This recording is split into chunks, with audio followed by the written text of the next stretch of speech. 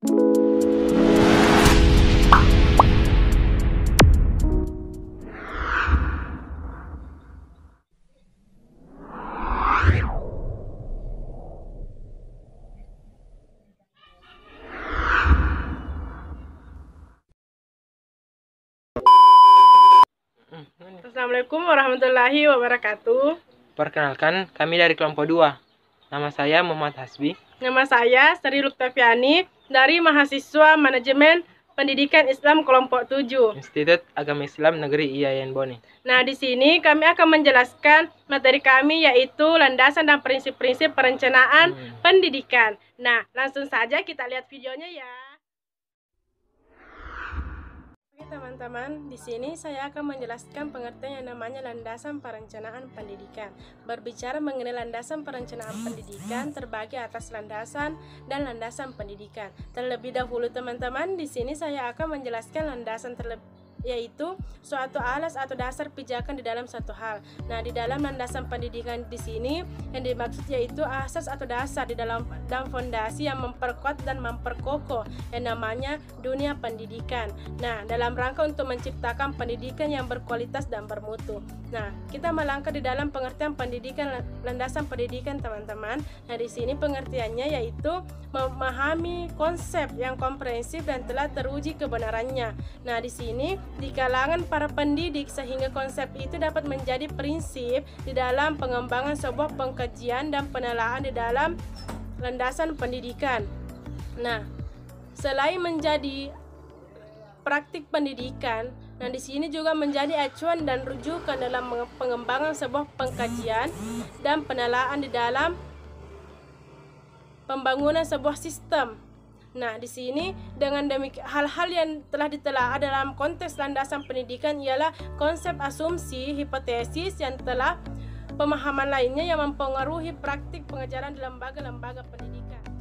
Nah, selanjutnya ketika kita berbicara mengenai landasan perencanaan pendidikan, landasan perencanaan pendidikan terbagi menjadi 5 teman-teman. Nah, di sini yang pertama yaitu landasan filosofis. Nah, berbicara mengenai landasan filosofis yaitu mempengaruhi yaitu yang namanya filsafat. Nah, di sini landasan filosofis yaitu membahas mengenai filsafat segala permasalahan manusia termasuk pendidikan yang disebut filsafat pendidikan. Nah, filsafat memberikan arah dan metodologi terhadap praktik-praktik pendidikan, sedangkan praktik-praktik pendidikan memberikan bahan-bahan bagi pertimbangan filosofis lainnya. Keduanya sangat berkaitan erat loh teman-teman. Nah, di sini yang menyebabkan landasan filosofis menjadi landasan penting dalam perencanaan pendidikan. Nah, selanjutnya yang kedua terdapat landasan psikologis. Berbicara mengenai landasan psikologis, pendidikan selalu melibatkan aspek kejiwaan manusia. Nah, di sini melibatkan aspek kejiwaan manusia sehingga psikologis merupakan salah satu landasan yang penting dalam pendidikan. Nah, berbicara mengenai landasan psikologis juga yaitu memahami peserta didik dari aspek psikologis merupakan salah satu faktor keberhasilan pendidikan. Selanjutnya, dalam proses pendidikan yang terjadi adalah proses interaksi antar individu. Manusia berbeda dengan makhluk lainnya. Kenapa demikian teman-teman? Karena kondisi psikologisnya, di mana kondisi psikologis sebenarnya merupakan karakter psikologis seseorang yang sebagai individu yang dinyatakan dalam berbagai bentuk perilaku interaksi dengan lingkungannya.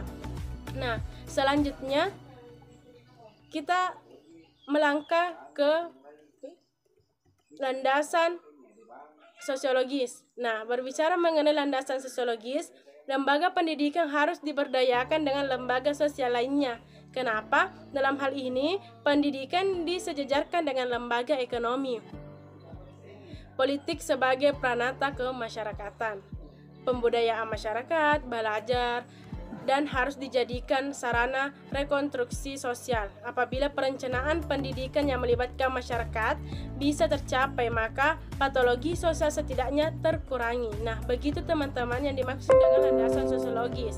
Nah, kita akan melangkah selanjutnya yaitu landasan kultural. Nah, membahas mengenai landasan kultural itu, pendidikan terlalu terkait dengan manusia. Kenapa? Karena setiap manusia selalu menjadi anggota masyarakat dan pendukung kebudayaan tertentu. Oleh karena itu, dalam Undang-Undang Republik Indonesia Nomor 20 Tahun 2003 Pasal 1 Ayat 2 ditegaskan bahwa pendidikan nasional adalah pendidikan yang berdasar Pancasila dan Undang-Undang Dasar Negara Republik Indonesia. Nah, itulah yang dimaksud dengan landasan kultural ya teman-teman. Selanjutnya kita melangkah ke landasan yuridis. Nah, berbicara mengenai landasan yuridis, dapat dijelaskan bahwa sebagai landasan penyelenggaraan pendidikan. Kenapa teman-teman sekalian? Karena perencanaan pendidikan perlu berdasarkan undang-undang. Hal ini sangat penting karena hakikatnya pendidikan nasional adalah perwujudan kehendak Undang-Undang Dasar 1945, utamanya pada pasal 31 tentang pendidikan dan kebudayaan, di mana poin-poinnya teman-teman yaitu 1. Setiap warga negara berhak mendapatkan pendidikan. Nah, sedangkan poin kedua yaitu setiap warga negara wajib mengikuti pendidikan dasar, perintah wajib pembiayaannya. Nah, sedangkan poin ketiga, pemerintah mengusahakan dan menyelenggarakan satu sistem pendidikan nasional yang meningkatkan keimanan dan ketakwaan serta akhlak yang mulia dalam rangka mencerdaskan kehidupan bangsa yang diatur dengan undang-undang.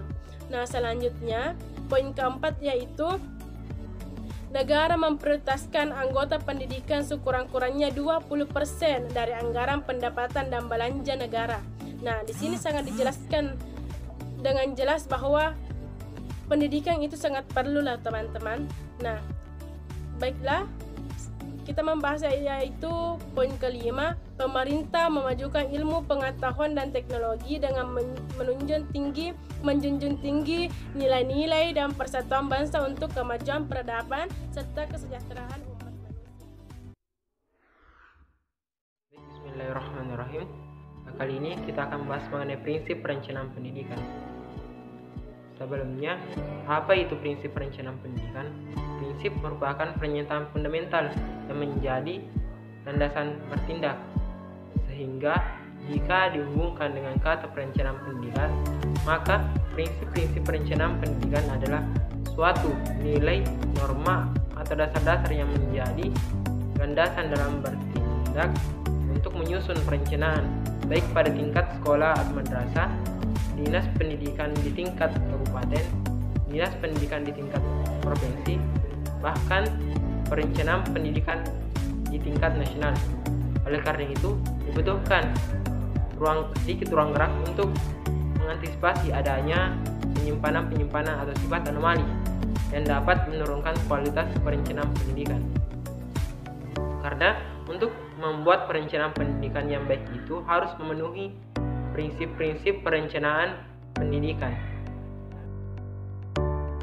Dalam perencanaan pendidikan sangat diperlukan prinsip-prinsip perencanaan pendidikan, baik dalam proses penyusunan perencanaan pendidikan itu sendiri dan maupun dalam proses pengimplementasiannya. Berikut ini ada beberapa prinsip-prinsip perencanaan pendidikan secara umum.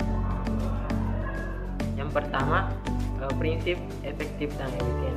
Prinsip ini mengandung arti bahwa setiap perencanaan pendidikan harus mengarah terhadap tujuan organisasi pendidikan tersebut. Di samping itu, penggunaan sumber daya harus diusahakan secara efektif dan efisien untuk mencapai tujuan pendidikan. Yang kedua, prinsip interdisipliner. Artinya, karena pada hakikat pendidikan adalah untuk mengembangkan sumber daya manusia.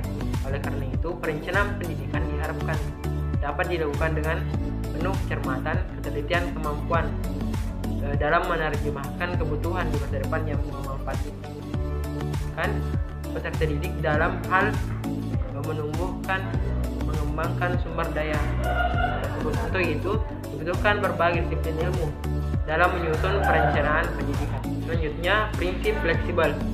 Artinya, pendidikan diharapkan responsif atau dapat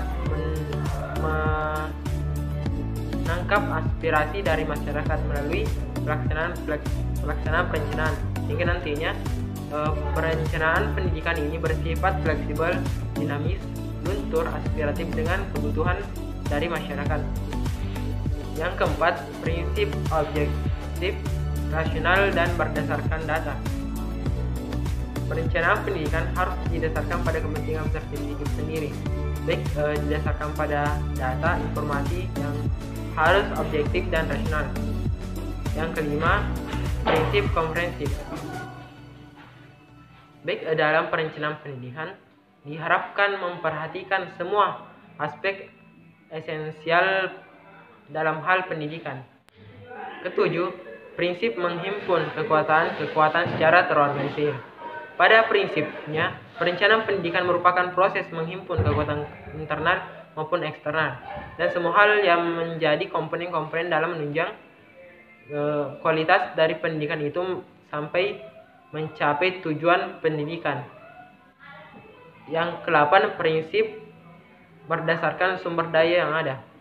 Pada prinsip ini, perencanaan pendidikan diharapkan berdasarkan sumber daya yang dimiliki organisasi, baik bersumber dari manusia maupun bersumber non-manusia, yang nantinya akan disusun dalam hal efektif dan seefisien mungkin dalam mencapai tujuan pendidikan.